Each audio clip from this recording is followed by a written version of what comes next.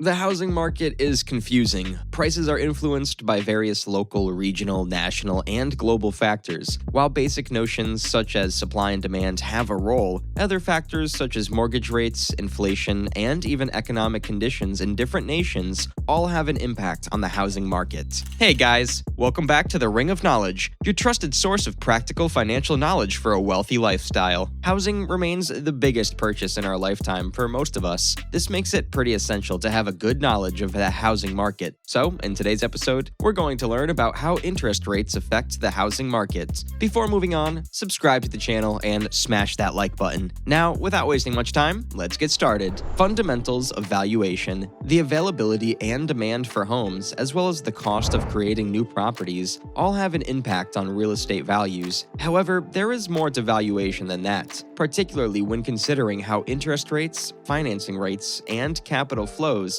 affect property values. To comprehend these dynamics, you need to know the basics of the income approach, which is the most commonly used valuation technique among investors. The income approach, which commercial property appraisers and underwriters use for real estate-backed investments, is quite similar to the discounted cash flow analysis used for equity and bond investments. The valuation process starts with estimating property income, which is represented by projected lease payments. The analyst calculates the net operating income or cash flow after all operational expenses after accounting for all property-level costs. Net cash flow is calculated by subtracting any associated capital costs plus the capital to maintain or fix the house and other non-property specific expenses. Because properties do not often keep cash or have a specified dividend policy, NCF equals cash available to investors, much like dividend cash, and is used to value equities or fixed income assets. The property value is derived by capitalizing dividends or discounting the cash flow stream. A historical examination of inflation and real estate. Historically, real estate has been seen as a solid inflation hedge. The Consumer Price Index in the United States hit 13.5% in 1979, the highest level since 1947. Surprisingly, the average dividend income for REITs listed on the stock exchange in that year was 21.2%. Furthermore, annualized consumer price inflation was 5.1% in the first 8 months of 2011. REIT returns protected purchasing power once again, with annualized total returns averaging 8.4%. REIT dividend increases averaged 7.71% per year between 1978 and 2011, but consumer price inflation averaged only 3.92%. In addition, REIT dividend income outpaced inflation in 306 of the 404 months studied. Because of these factors, REIT returns were able to maintain purchasing power throughout this era. On private real estate, similar results have been documented. Private real estate total returns were robust throughout inflationary years, according to a 43-year examination of the NCR-EIF Property Index. On Friday, December 10, 2021, the Bureau of Labor Statistics reported that the United States inflation rate jumped 6.8% over the previous year, the biggest year-over-year increase since 1982. This number is a macro reflection of the current trend in the U.S. economy. Inflation grew by 0.8% in November, following a 0.9% increase in October, with major commodities, including fuel, food, and housing, experiencing price increases for the sixth consecutive month. The shelter index grew 0.4% monthly, while the rent and owner's equivalent rent indexes also increased 0.4%. Similarly, according to recent statistics from the S&P CoreLogic Case-Shiller indices, home prices in the United States are continuing to rise,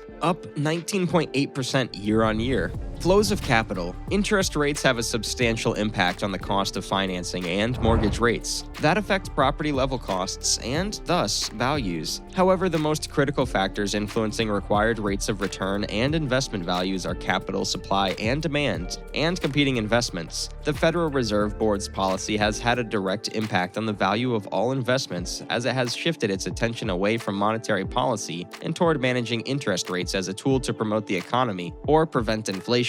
As interbank exchange rates fall, so does the cost of funds, and funds pour into the system. When interest rates rise, the availability of funds reduces. In the case of real estate, changes in interbank lending rates either increase or decrease the amount of capital available for investment. The amount and cost of capital influence both demand and supply, that are, the money available for real estate acquisitions and development. When capital is scarce, as a result, loans are made at lower loan-to-value ratios, resulting in lower lower leverage cash flows and property values. The cost of capital and the availability of money influence supply by providing additional capital for property development, as well as the population of potential purchasers looking for bargains. These two elements interact to determine property values.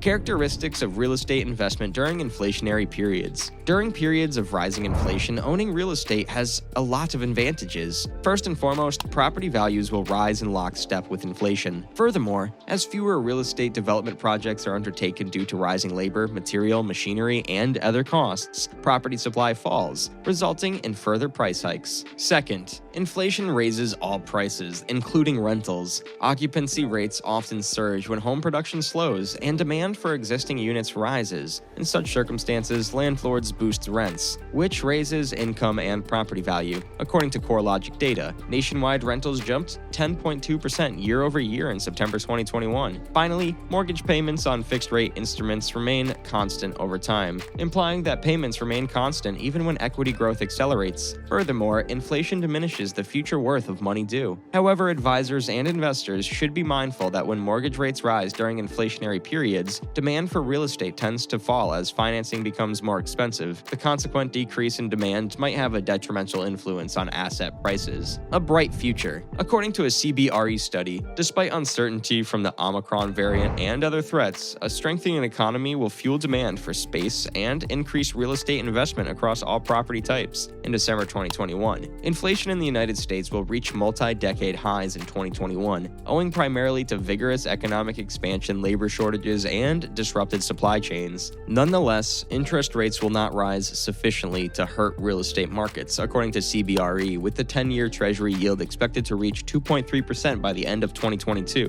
However, the real estate picture for the next year is optimistic. For example, multifamily investment volume in the United States is predicted to top $234 billion in 2022, a 10% increase over 2021, extending the country's solid recovery. To summarize, in a volatile global market, privately owned, high-quality real estate with consistent revenue streams can be an excellent allocation decision. Advisors and investors have consistently valued real estate due to its capacity to weather inflationary pressures while keeping and building value, providing relatively high returns, moderate volatility, and various portfolio diversification benefits. This information is not intended to be investment, tax, or financial advice. For counsel on your individual circumstance, you should seek the advice of a licensed specialist. Discount rates and capitalization rates. A capitalization rate is an investor's necessary dividend rate, whereas a discount rate is an investor's required total return rate. K usually signifies the RRR needed rate of return, while the capitalization rate equals where G is the predicted increase in income or capital appreciation. Because they are equivalent to the risk-free rate plus a risk premium, each rate is influenced by current interest rates. The risk-free rates for most investors is the rate on U.S. Treasuries. They're called risk-free since the possibility of default is minimal because they are guaranteed by federal government credit. Because the risk-free rate plus a risk premium equals the discount rate, the capitalization rate equals the risk-free rate plus a risk premium minus the expected income growth. Although risk premiums fluctuate owing to supply and demand and other market risk considerations, discount rates fluctuate due to changes in the interest rates that comprise them. Real estate values fall when the needed returns on competing or replacement investments rise. Conversely, prices fall when interest rates fall.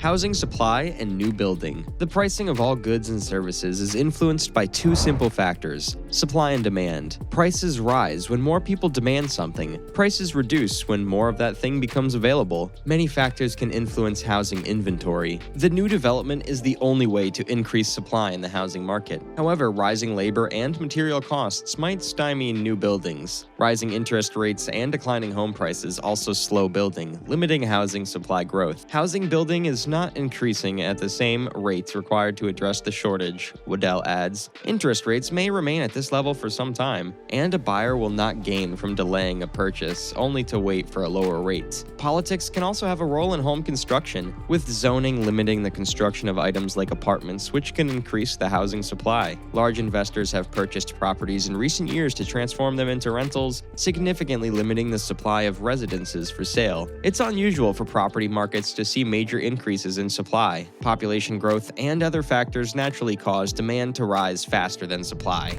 Factors influencing the local housing market. Local variables influence housing prices in various ways, notably by influencing property demand. For example, if a big employer in the neighborhood closes and many people lose their employment, demand for housing will fall and prices will fall. Other variables that can drive up demand include the quality of the school district, beautiful weather, and proximity to large cities or facilities. The level of supply and demand in a given area has a significant impact on local prices. It also determines whether buyers or sellers have more bargaining power. Higher rates put a strain on lower middle-class borrowers because of higher payments, but the slowdown has also allowed some of those purchasers to get closing costs funded and offers accepted with the condition that they will sell their current house. We've also observed an increase in VA and FHA bids being accepted. Previously in a more competitive market, sellers frequently turned these offers down, he says. Whatever happens in the real estate market in the coming months and years, it's a good idea to go through with an experienced real estate agent if you're thinking about buying or selling a house. A skilled realtor can provide information about your local markets and help you estimate a fair price for properties in your region. That's it for the video, guys. Hope this video provided great info. Press that like button if it did. Comment down if you want to buy a property in the future. Share the content and spread the good info. Subscribe to Ring of Knowledge for more amazing and helpful finance content that will put you ahead of the world. Peace out.